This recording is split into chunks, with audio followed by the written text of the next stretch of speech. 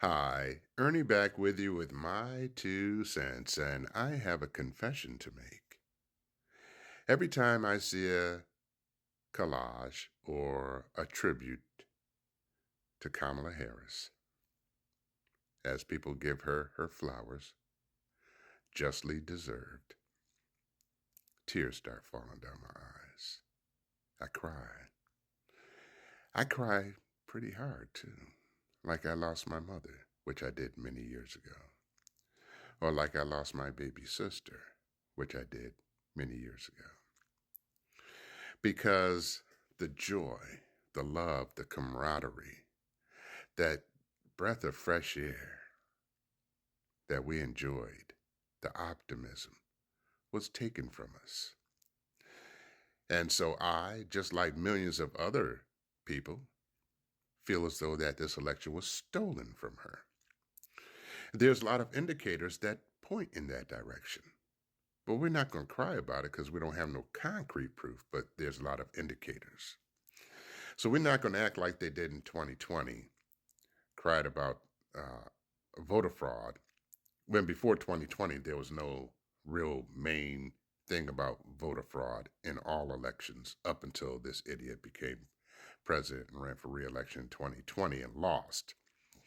Uh, so we're not going to cry about it. Yeah, we're gonna mention it. We're gonna talk about the areas that it was we believe it was stolen. Uh, but we're not going to cry about it because we grown folks. We can pull up our big pants and take it. Okay, they can't.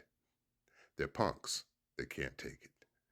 And so that's one reason why my emotions when it comes to Kamala runs pretty high. So yes, I sob like a baby. Quite sure there are others because it's going to take a while for us to get over this. I mean, it's like a nightmare. Can't believe this is happening, but it's happening. And speaking of votes, what she did in 107 days was just totally remarkable. Spreading joy, spreading love, and everything else. Reaching across the aisle during an election season, not after getting in the seat and reaching across the aisle. That's uncalled for as well. I mean, not uncalled. That is, that was the wrong word. That was a huge accomplishment as well. That's what I should have said. I need to correct myself. But we feel as though this was stolen from her. I mean, just flat, she was violated. We were violated. Totally. Run up and down our back like a rake running up and down our back. We were violated. She was violated. So as we continue to this calm before the storm, Joe is getting shit done. Joe has always been getting shit done. As a matter of fact, y'all can call him Sleepy Joe, Genocide Joe, Dark Brandon. I call him Cool Joe because he's getting shit done. He just appointed 61 judges like that, 39 of them being women in lifetime appointments in the federal and appeal courts. Flat out, he getting stuff done. Now, mainstream media, which never touted all his accomplishments because he had more accomplishments than any other president, but they never touted it. That's why MSNBC, CNN, Washington Post, Twitter, CNBC, and many others are getting hit hard because we're boycotting you flat out. You did us a disservice, so we're boycotting you.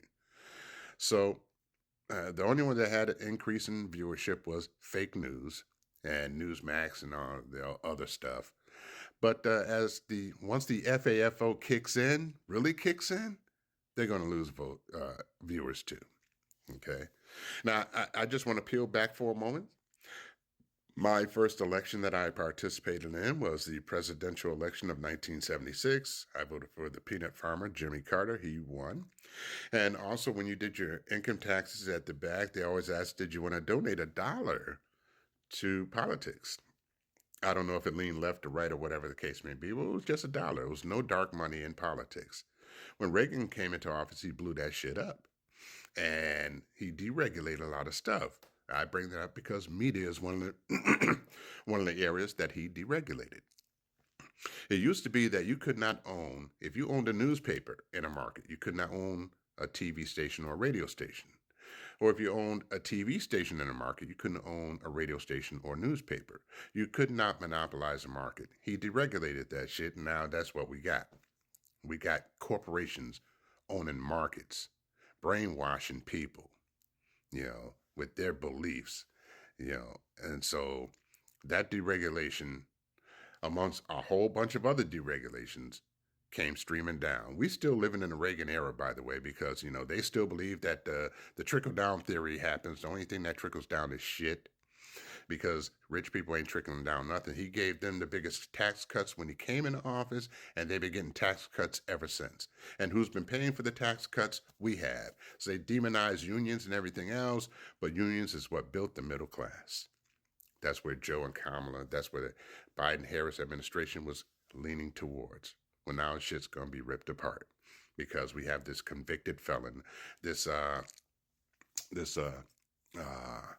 would say, he is in decline in terms of his cognitive. He's in cognitive decline. He got the keys to the car. He got a clown car being put together. Unqualified people, where Kamala was totally qualified, worked in all branches of government. And not only that, she got the fourth highest vote totals in history. The fourth highest. As a matter of fact, he only won by 1.67%. It's not even a mandate. It's not even a mandate.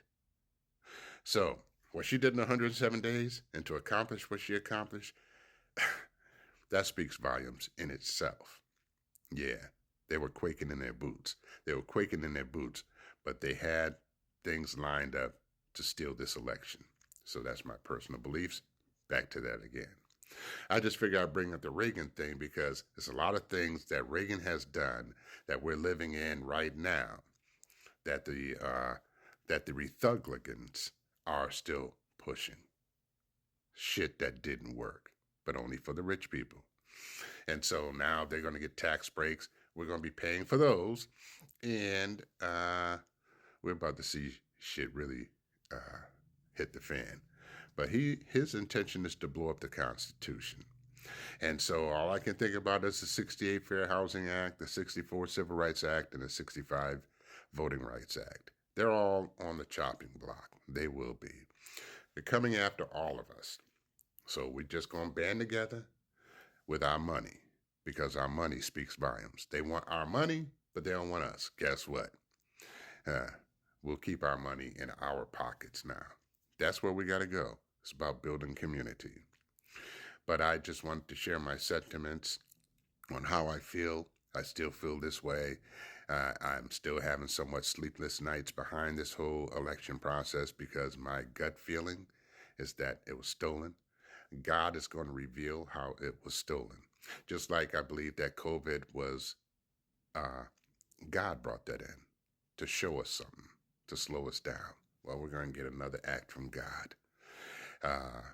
Hopefully, it won't be as much collateral damage as it was the last time, because it was almost 1 million people who lost their lives because of the bumbling idiot who now has the keys to the car. People got amnesia. I can't believe this. Anyway, I just want to express my feelings and opinions and thoughts. Thoughts and prayers? I'm Ernie, and that's my 2 cents. And until the next time I talk with you folks again, you all take care, spread joy, smile, hold your head up high, and love one another. Ciao for now.